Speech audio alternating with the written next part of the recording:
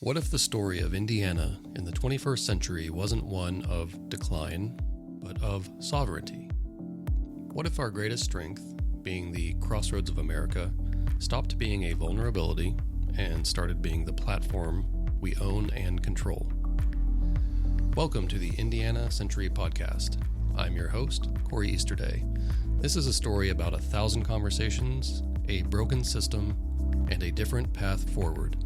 It starts with a grandmother at a bus stop and a future that should have already arrived. Let's start by imagining a story, a simple journey. Picture a grandmother. Let's call her Mimi. She's in her late 70s. She's spry, but her knees aren't what they used to be. And the idea of driving an hour on I-65 fills her with more anxiety than it used to.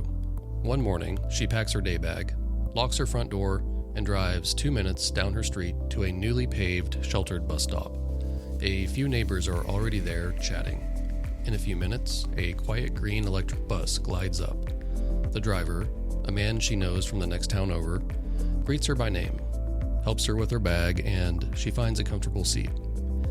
This isn't a jarring, diesel-chugging bus. It's smooth, clean, and in about 20 minutes, it delivers her to a regional transit hub in Brownstown. Here, the system cradles her.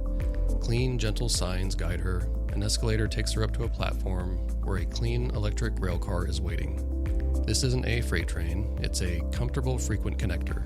She takes a seat, and for the next stretch, she watches the familiar landscape of Jackson County roll by, stopping throughout Seymour. At the fourth stop, she disembarks at what's clearly a major nexus. More signs, another effortless escalator ride, and she arrives on a sleek, elevated platform. This is an HSR station, high-speed rail, a train that looks less like the Amtrak of old and more like a slice of polished silver in waiting. She boards. The steward offers her a coffee. The seats are wide. The restroom is clean. She settles in. With a quiet hum, the sound of nuclear-generated electricity coursing through the lines, the train accelerates. Not with a lurch, but with a smooth, insistent pull. Soon, she's traveling at 250 miles per hour. The fields become a green and gold blur. She can read her book, take a nap, use her tablet. The stress of traffic, the ache in her knees from driving, the worry about getting lost in downtown Indy, none of it exists. In less time than it would have taken her to drive to just Columbus, the skyline of Indianapolis rises into view. The train glides into a stunning, sunlit station, the kind of architecture that says, "This place matters." One more short walk, following perfectly clear signs to the arrivals hall. And there, waiting just outside the gate, is her granddaughter's smiling face. A surprise, a joy, a connection made effortless.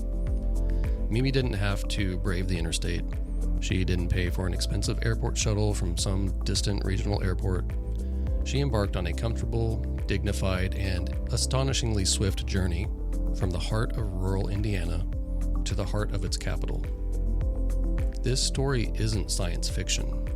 The technology of every piece of it exists today. The electric buses, the regional rail, the high-speed trains, even the clean energy. It's all being done right now, somewhere else in the world. So my first fundamental question is this: why does this future seem so impossible for Indiana? To understand how I look at this problem, you need to know where I come from. It started with a desire to understand how things work, and a desire to build. When I was a kid, I loved to build. Here's a picture of me, about age 11. I'm holding a Millennium Falcon model, a huge smile on my face. I had built every Star Wars vehicle I could imagine without any instructions. There was a deep satisfaction in taking pieces and creating a coherent, functional whole, even when its function was just firing in my imagination. This love for systems led me to a book that I treasured, Star Wars Incredible Cross-Sections. I still have it. It was on my bookshelf. These drawings showed the fictional innards of starships in breathtaking technical detail. Engines, power conduits, life support, Even though it was fantasy, the logic of it all appealed to me. It made the unbelievable feel so real. I also used to love to draw. In fact, in the back of this book, I found this drawing. It's some sort of robotic animal I made up, but you can clearly see that I took inspiration from the cross-sections and the technical parts of the Star Wars book. I wasn't just drawing a creature, I was designing its internal logic. Now, you might be wondering about this stain. Funny enough, this piece of paper was preserved perfectly in the back of this book, and then I took it out about a week ago and set a bag of Qdoba tortilla chips on top of it, and I guess they were quite greasy, so now it's stained. Oh well, life moves on. This instinct to open the black box and see the systems inside is what led me to a 99 ASVAB score in high school and straight into the nuclear Navy. I enlisted and became a nuclear electronics technician, or ET. The Navy pipeline is a merciless and magnificent teacher. Boot camp in Chicago, then nuclear power school, and ETA school in Charleston, South Carolina. 12 months of the most intense academic training I've ever experienced, compressing a 4-year engineering degree into a relentless schedule. Then I worked on a live operating reactor prototype in upstate New York. When I completed my training, I requested duty anywhere in the Pacific, something on the West Coast. The Navy, in its wisdom, sent me to Newport News, Virginia, to a submarine that didn't even exist yet, the USS New Mexico. When I first reported to the shipyard, the USS New Mexico was literally a pile of prefabricated metal sections on a massive garage floor.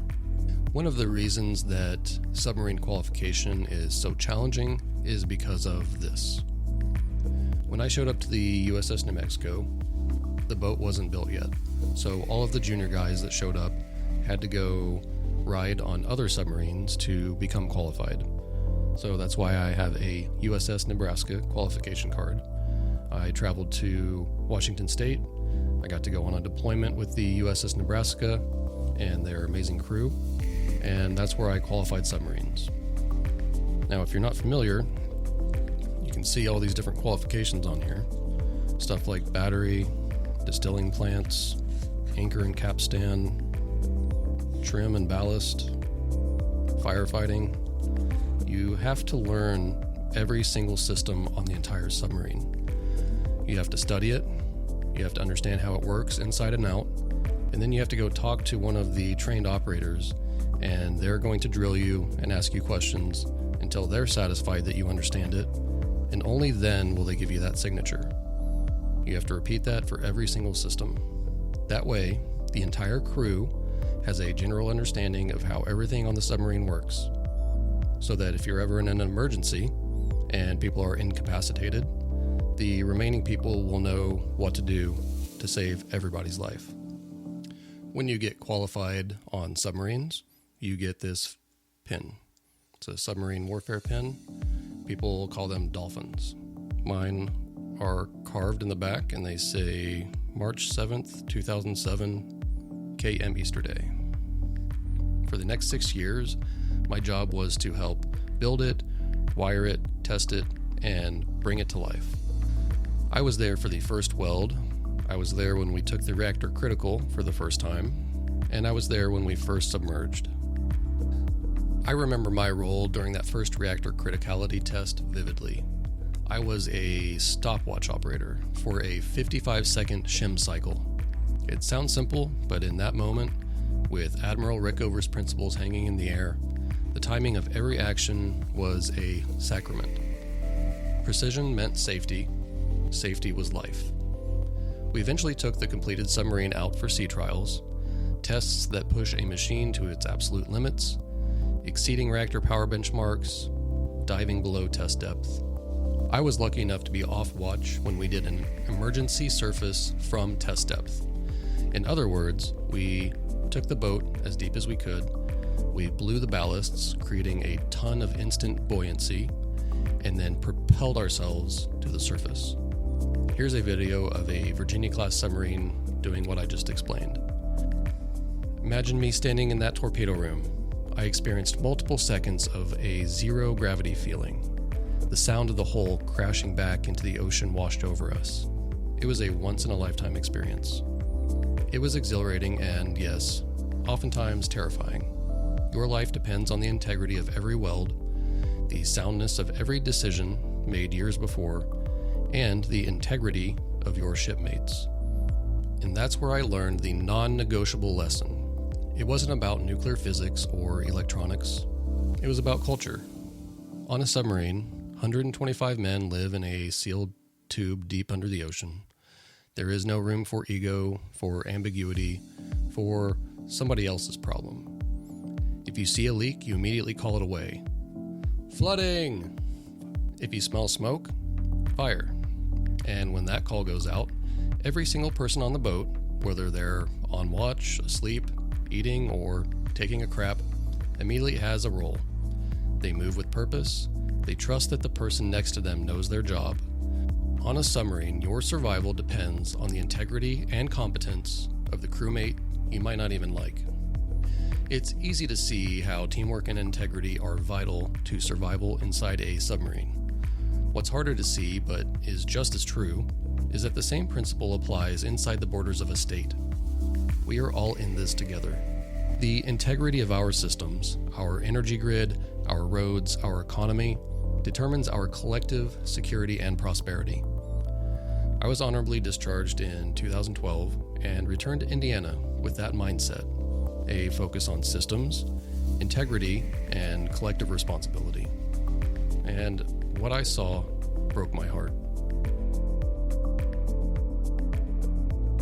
Coming back home to Indiana, I saw the symptoms everywhere, but my training pushed me to look for the root causes, the systemic failures. I took a job with Abbott Laboratories, traveling to hospitals all over Indiana to service medical equipment. I met incredible, dedicated healthcare workers, nurses, lab techs, doctors, performing miracles with aging equipment. And then, over the following years, I watched as many of those very hospitals closed. Not because the care was bad, but because the financial model was broken. Privatization, consolidation, funding stripped from communities. The system was failing the people who depended on it most. Later, I worked for Eaton Corporation. My job was installing and maintaining uninterruptible power supply systems, massive battery backups, and power distribution. These are the hidden circulatory systems of our modern world. I worked in hospitals, universities, data centers, government facilities, farms, and factories. This job was an X-ray of Indiana. It required me to travel to every corner of the state, from the industrial might of Fort Wayne to the rolling hills of the South. I saw the physical infrastructure hiding in basements and back rooms, and year after year, I saw the same pattern. Patchwork fixes, deferred maintenance, systems running on borrowed time, or all funding being diverted to the hot new thing, data centers. But more than that, I saw the human cost. I talked to the workers, the factory worker who hadn't had a real raise in a decade, but whose health insurance premiums skyrocketed, the farmer watching his land get bought up by out-of-state investment firms, the young graduate packing her car for Chicago because there were no jobs here that used her degree. What I saw was a hardworking people being systematically disconnected from the value that they created. And I saw a political class utterly unable or unwilling to think in systemic terms. Every solution was a tiny siloed grant, a tax break for one company, a ribbon cutting for a road that should have been built 20 years ago. No vision, no connection between energy, transit, jobs, and community health. It was all reactive. No one was building the next USS New Mexico for Indiana. They were just trying to patch the leaks on a ship that was slowly sinking. That's when I decided to stop assuming that I understood the problem. If you want to fix a complex system, you don't just start with your own solution. You start by listening to the operators. You talk to the crew. So I didn't commission polls, I didn't send out surveys. I bought a gimbal, a couple of cheap microphones, and I started walking. I went to county fairs, factory gates, college campuses, coffee shops, VFW halls. I visited rural towns, and I walked around all the big cities. I spent 2 whole years walking all over Indiana and talked to thousands of Hoosiers face to face. Hundreds of these conversations are recorded and shared on my YouTube channel. A lot of people were wary at first, but when they realized I wasn't selling anything, I wasn't from a news station looking for a soundbite, that I was just listening, they opened up. About half of the people that I interviewed were willing to talk on camera. However, every single one of them definitely taught me something. For these interviews, I had 4 simple questions. First, what is the most important issue to you right now? It was simple, open, it let them set the agenda. Second question was, if you had a magic wand and you could fix one thing in Indiana right now, what would it be? This shifted the energy from a complaint to a hope. It revealed their priorities. The third question I usually asked was, do you feel like your government, or either political party, is doing enough to address whatever issue they brought up? This gauged their trust in existing institutions. And finally, I asked if they'd ever be able to support an independent, populist candidate, someone running outside the system, as long as you like their ideas, of course. This was a probe for discontent with the status quo, a measure of openness to new ideas. My goal wasn't statistics.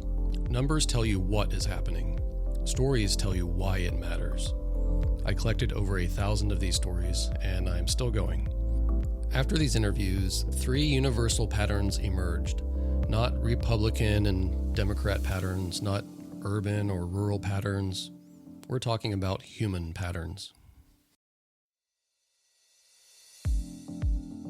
Pattern 1, the math just doesn't work. This was the most consistent, visceral anxiety. It wasn't about getting rich. It was about the basic math of survival slipping away. Let's picture a simple graph. Time on the x-axis, going back about 40 years, cost on the y-axis. This red line is the average Hoosier wage. When you adjust for inflation, that line is almost perfectly flat, little down, little up, but essentially stagnant for 2 generations. Now on the same graph, I have drawn a few other lines. You can see here in blue we have housing costs. They were steadily going up until the Great Recession. They went down a little bit, and ever since then, it's been going up much quicker than it used to. Same thing with energy. Energy's been going up, especially after 2020. And the biggest one that a lot of people feel is our food costs. Whether it's eating out or buying our own groceries, it's way more expensive than it used to be. You can see here our grocery prices. This is based on how much food $100 will buy for that time period. Basically kept up with our wages until the pandemic, and now our food costs seem to be decoupled from our wages as well. That space between the flat red line, your income, and those soaring other lines, your costs, is the gap where stress lives. It's the gap where a parent decides between fixing a car and taking their kid to the dentist. It's the quiet desperation people whispered about. I feel like if I could fix one thing, I think more proper minimum wages based on the state, because it's like minimum wage here in Indiana is $7.25, and some people don't even make minimum wage. Another reason why I'm out here. Right. I have to live with 4 other people to rent a house for like roughly about $2,000. Pattern 2 is what I call the infrastructure of loneliness. This was subtler, but just as pervasive. When people talked about crumbling roads and bad bridges, they weren't just complaining about potholes. They were talking about isolation. Broken roads mean it's harder to see your family in the next county. A lack of public transit means if your car breaks down, you're trapped. The evaporation of third places, community centers, local diners, public parks that are safe and well kept, means there's nowhere to just be with other people without spending money. This manifests as a deep social loneliness. It's not just, I have no friends. It's, my community's connective tissue is rotting. The physical decay of public infrastructure mirrors a social decay. Yeah, don't actually get help. IU Hospital is a mess. It is not. It's not humane, if you ask me. It don't make you. Well, in my situation, it made me feel less than a human, less than a dog, less than nothing. Wow. Sorry to hear that. And they don't serve a purpose for me. Yeah. So I had to ride my bicycle another 10 miles or so far to go get treated for something. Pattern 3 is what I call the succession crisis. This was the most heartbreaking. It's about legacy and the fear that yours will end with you. The farmer in his 60s, with his hands worn like leather, looking out over land his family has worked for 150 years, saying his kids can't afford to come back and farm. There's no path for them. The owner of a small precision machine shop, a master of his craft, watching his skilled workforce retire. The young people aren't lining up for apprenticeships, and he doesn't blame them. The pay and stability aren't there. The teacher who proudly lists the brilliant students she's taught, and then, with a sigh, lists the cities they now live in. Chicago, Atlanta, Denver. Not Indianapolis, not Fort Wayne. It's the terrifying prospect that the knowledge, the culture, the very identity of a place might not get passed on. The worry that Indiana's future might not belong to Hoosiers. A couple of big ideas I think if you look in this neighborhood is like acknowledging the history and what we did wrong and making it right. Like right here, we cut up this neighborhood to put a highway through it and took out over 7,000 people's homes. Yeah, so much land. Right. Gotcha. And no need. After hearing these patterns 1,000 times, something surprising happened. I stopped hearing a list of problems and started hearing a single, unified craving. People didn't say, "Take care of me." They said, "Let me take care of my own." They didn't say, "Give me more." They said, "Let me keep what I earn." They didn't say, "Solve my problems for me." They said, "Get out of my damn way so I can solve them myself." Indiana needs stability. If you can't grow your own food, you should make a relationship with a local farmer, especially when it comes to your meat, your dairy. But yeah, growing your own vegetables in your backyard, if possible, is a really cool way to, I think it's the greatest act of, sorry, ignore my dog. You're good. Yeah, great act of rebellion. I agree with that. It 100% is. If you don't like the way things are going, there's not a whole lot you can do to change it, but you can grow food. Awesome, I like that.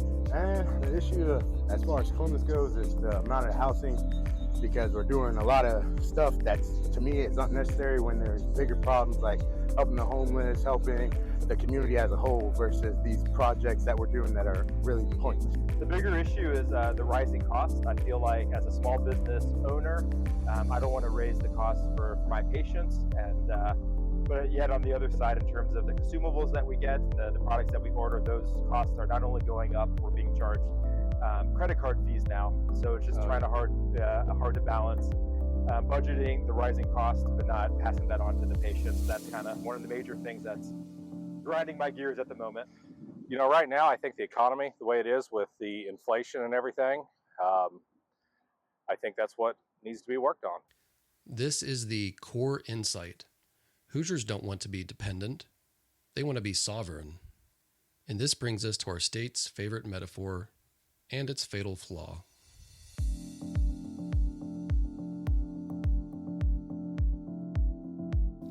We call ourselves the Crossroads of America. And geographically, it's true. Interstates 65, 69, 70, 74, 80, 90, they all converge here. We are literally in the middle. But here's the problem I heard in every conversation. We are the crossroads, but we don't own the intersection. Trucks barrel through our state, tearing up our roads, but they don't stop. The tolls go to private companies or barely cover maintenance. Energy flows through our grid, but we don't control its source or its price. We're at the mercy of volatile global markets. Data flows through fiber lines under our feet, but the profits go to a telecom giant in another state. Our rural communities are left with slow, expensive, or simply no internet service. our prime farmland gets bought by out-of-state investment funds, turning farmers into tenants on their own soil. Our greatest strength, being in the middle, has been turned into a vulnerability. We are a pass-through state. Value flows across us, but it doesn't stick. It doesn't build permanent wealth here. So, we are at a literal crossroads, a choice between two paths. Path 1, continue as the low-cost, low-wage pass-through state.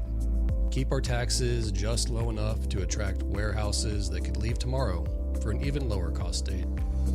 Watch our kids leave, watch our communities hollow out. This is the path of managed decline. Or Path 2, become the capital. Not of everything, but of something real. Use our geographic position to build a platform. Own the intersection. Control the flows of energy, data, and high valuable goods. Become the place where things are built, managed, and controlled for the benefit of the people who live here. This is not about left versus right. In my thousands of conversations, everyone, regardless of politics, understood this fundamental choice. It's forwards versus stuck. Ownership versus tenancy. Sovereignty versus dependency. So, here is where the podcast begins. I am not a politician. I'm a problem solver with a Navy nuclear background, a systems thinker who's been through the guts of this state, and now a listener with thousands of conversations worth of data. And you are not just an audience. By listening, you are now part of this conversation, and I want to hear your thoughts, especially if you live in the state of Indiana. This podcast is a deep dive into the Indiana century. Over the next 49 episodes, we will move from diagnosis to blueprint. We will get into the weeds about what would a state-owned, small modular reactor nuclear fleet actually look like. That's Pillar 1, energy sovereignty. How do we actually build a high-speed rail network? And how do we pay for it without raising taxes? That's Pillar 2, connectivity. How can we turn our farmers from commodity producers into owners of value-added manufacturing and carbon capture? Part 3 is agricultural renaissance. And last but not least, how do we rebuild community health and compassion into the fabric of our infrastructure? How do we make sure we take care of not only ourselves, not only the animals, but also the environment? That's Pillar 4, health and compassion.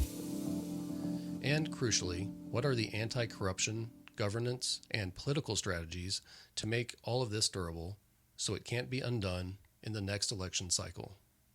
We will talk to engineers, farmers, economists, and historians.